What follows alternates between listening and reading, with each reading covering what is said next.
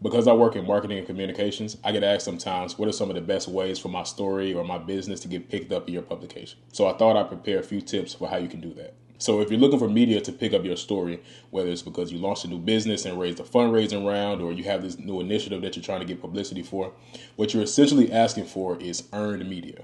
And the operative word in that is earned.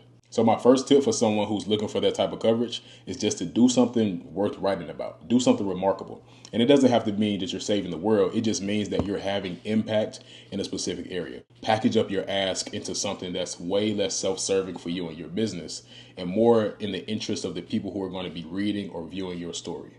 Deliver some value to people and you'll be much more likely to be picked up by media. The other thing I'll say is just actually give a damn about where you show up. Right? So don't be trying to just pitch your story to any journalist anywhere to be on anybody's platform. I mean, part of your marketing and positioning is making sure that the places that you are intentional and are consistent with your brand message, right? And so when you're crafting your pitches to these different people, make sure you're sending it to someone who actually covers the vertical that you're actually trying to pitch them. So say you want to be in TechCrunch, for example, and you have a company that's a software company, you think just because it's tech, you can reach out to anybody, right? But you're in energy tech, for example.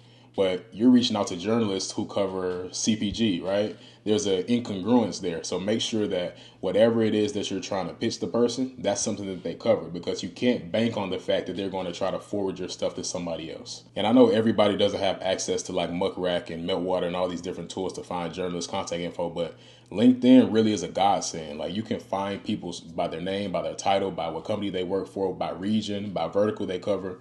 Like I would use the heck out of a LinkedIn search function to find the right person that you're trying to reach. And the last thing, honestly, is just be your biggest cheerleader. I say all the time that movement creates momentum. And so if you use the tools that you have at your disposal, your own Instagram, your own Facebook, etc., to be the biggest champion of your message, it's almost impossible for someone not to notice. And journalists aren't just sitting around waiting for something to happen. Like they're actively looking for stories all the time. And so if you're making noise in your small corner of the internet somewhere, it's only a matter of time before someone points their eyes towards you and then you start to get the coverage that you're looking for. So those are my recommendations. I hope that they've been helpful. These are all things that you can start doing today and they're free. So go ahead and get after it.